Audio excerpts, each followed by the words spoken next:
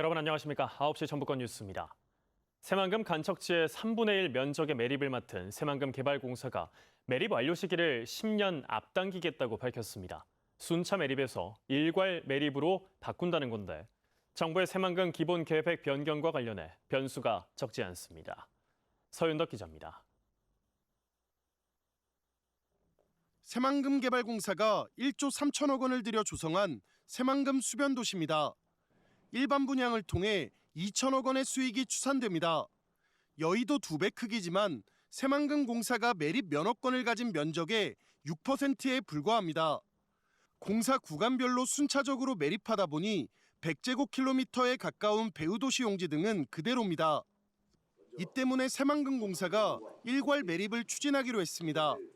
한 번에 매립 인허가를 받아 필요한 곳부터 메꿔갈 경우 당초 계획보다 10년 이른 2040년에 마칠 수 있다는 겁니다.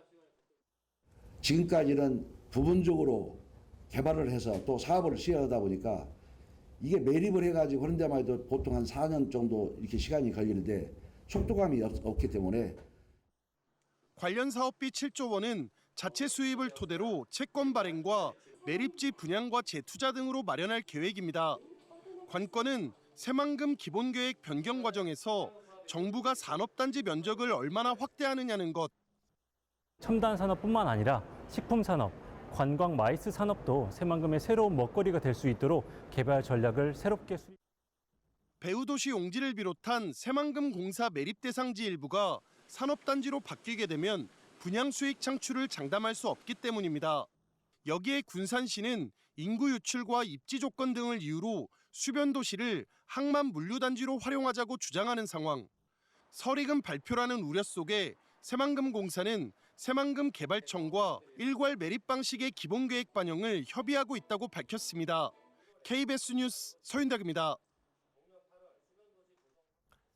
최근 정부가 지정한 기회발전특구에 전주시와 익산시, 정읍시, 김제시 이렇게 전북 4개 시군이 포함됐습니다. 특히 전주시는 기업 유치와 고용 창출 등의 행정력을 집중할 방침인데 과제도 적지 않습니다. 김현주 기자입니다. 이곳은 내후년까지 탄소 소재 국가산업단지를 조성하는 기반공사가 한창입니다. 건너편에 자리한 친환경 첨단복합 산업단지를 포함해 모두 96만 제곱미터가 기회발전특구로 지정됐습니다. 앞으로 기회발전특구는 지역 균형 발전을 꾀하기 위해 비수도권의 투자 기업을 지원합니다. 특구로 이전하거나 새로 공장을 짓는 기업에 10년간 취득세와 재산세를 면제하거나 감면하는 등 혜택을 줍니다. 전국적인 탄소에 관련 업체들이 많이 입주를 함으로써 어떤 기술적 교류나 이런 생산 활동에 서로 많은 도움이 될 것 같습니다. 전주시는 이번 기회발전특구 지정으로 2030년까지 8천억 원 넘는 투자와 2,200명 이상 고용 창출을 기대하고 있습니다.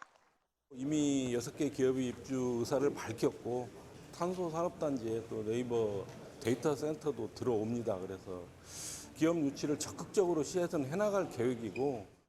그러나 전주시의 경우 탄소 관련 기업만 입주 가능하다는 점 등은 한계로 꼽힙니다. 또 전문 인력 대거 확보를 위한 처우 개선과 정주 여건 조성도 선결 조건으로 제시됩니다.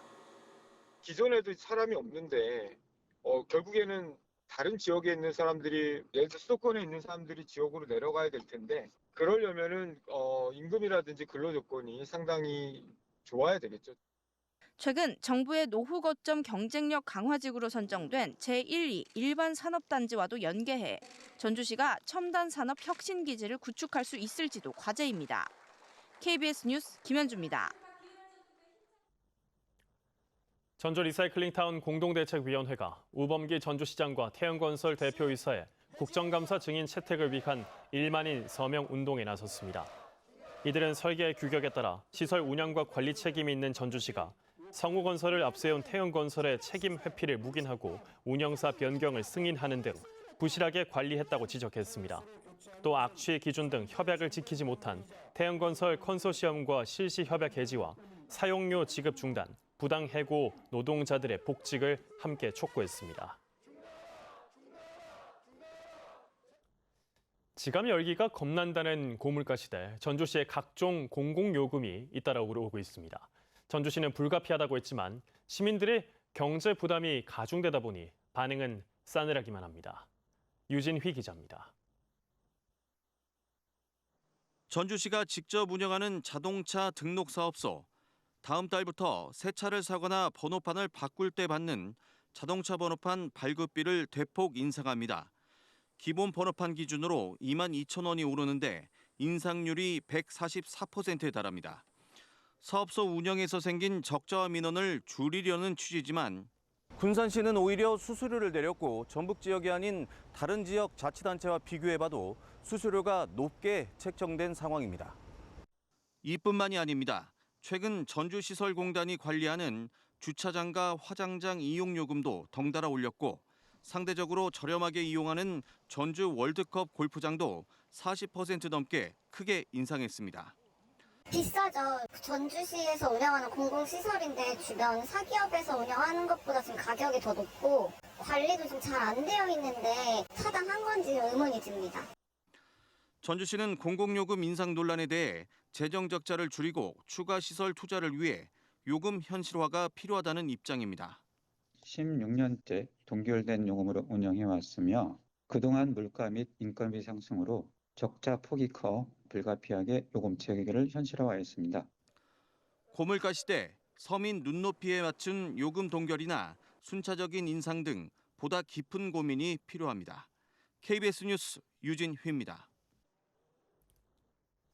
전북도와 전북경찰청, 한국도로공사 전북본부 등이 호남고속도로 전주요금소에서 자동차세와 교통법규 위반 과태료, 통행료 체납 차량을 불시 단속해 모두 19대를 적발했습니다.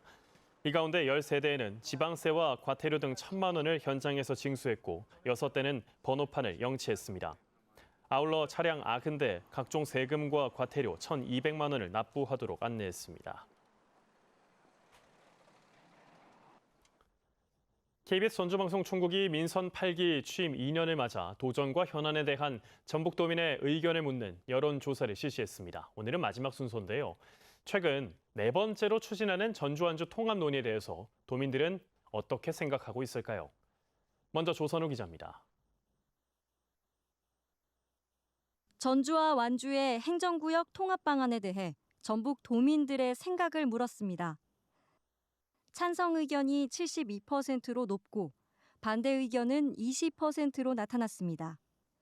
전북을 5개 권역별로 나눠서 보면 전주에서 84%의 압도적인 찬성률을 보였고 완주를 포함한 동부권은 5개 권역 가운데 찬성률이 가장 낮았습니다. 직업별로는 생산, 기능, 노무직이나 농임어업, 자영업 등에서 상대적으로 통합 반대 의견이 높았습니다. 통합을 찬성하는 이유를 묻는 물음에는 전북의 경쟁력을 강화할 수 있을 것이라는 응답이 39%로 가장 높고 지방 소멸에 대응하기 위해 광역화가 필요하다는 응답이 26%를 보였습니다. 경제적 파급 효과가 있을 것이라는 응답이 22%, 지리적 역사적으로 동일 생활권이라는 응답이 11%로 뒤를 이었습니다. 통합을 반대하는 이유도 물었는데 실질적으로 도움을 줄지 의문이 든다는 응답이 40%로 가장 높았습니다. 또 일방적으로 통합 논의가 이뤄지고 있어서라는 응답이 23%, 개발 소외감과 혐오시설 이전 우려는 각각 15, 13%입니다. 연령별로는 5, 60대와 20대 이하에서 실질적으로 도움에 의문이 든다는 응답이 두드러졌고 30대의 경우 실질적 도움 의문과 일방적 통합 논의를 고른 비율이 오차 범위 안에서 팽팽했습니다. 정치인들의 이해관계가 전주와 완주의 통합 논의에 영향을 미치고 있다고 생각하는지도 물었는데 그렇다는 긍정응답이 68%로 매우 높았고 그렇지 않다는 부정응답은 25%를 기록했습니다. 그렇다고 답한 비율은 연령대별로 40대에서 60대 사이에서 또 직업별로는 자영업과 판매, 영업 서비스직에서 상대적으로 높았습니다. KBS 뉴스 조선우입니다. 이번 조사에선 전북도민들이 어느 정당에 더 호감을 가지고 있는지도 살펴봤습니다. 2달 전에 총선을 치렀죠. 그 사이 어떤 변화가 있었을까요? 계속해서 안태성 기자입니다. 전북 도민에게 어느 정당을 지지하는지 물었습니다. 더불어민주당 52%, 조국혁신당 19%, 국민의힘 8%, 개혁신당 3%, 진보당 1%, 그 외 다른 정당 1%, 지지정당 없다 15%입니다. 두 달 전 22대 총선 비례대표 정당 득표율과 비교해봤습니다. 민주당은 진보당 등과 손을 잡고 함께 후보를 냈던 비례연합정당 때와 비교해 15%포인트 안팎 올랐습니다. 반면 지역구는 민주당, 비례는 자신을 선택해달라며 이른바 지민비조 효과를 봤던 조국혁신당은 20%포인트 넘게 내려갔습니다. 국민의힘은 8%대를 그대로 유지했고 개혁신당은 소폭 상승했습니다.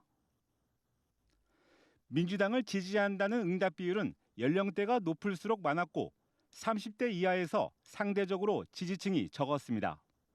조국혁신당은 다른 연령대와 비교해 40대와 50대에서 지지층이 많았습니다. 국민의힘은 70대 이상에서 개혁신당은 20대 이하에서 비교적 높은 지지를 받았습니다. 지지 정당이 없다는 응답은 20대와 30대에서 많이 나왔습니다. 민주당 지지층은 익산과 서남부권, 동부권에서, 조국혁신당 지지층은 전주와 군산에서 상대적으로 많았습니다. 이번 여론조사는 KBS 전주방송 종국이 지난 19일부터 21일까지 한국리서치에 의뢰 전북 특별자치도에 거주하는 만 18살 이상 남녀 1,000명을 대상으로 면접운에 의한 전화 면접 조사로 실시했으며 응답률은 14.4%입니다. 표본 오차는 무작위 추출을 전제할 경우 95% 신뢰 수준에서 최대 허용 플러스 마이너스 3.1%포인트입니다.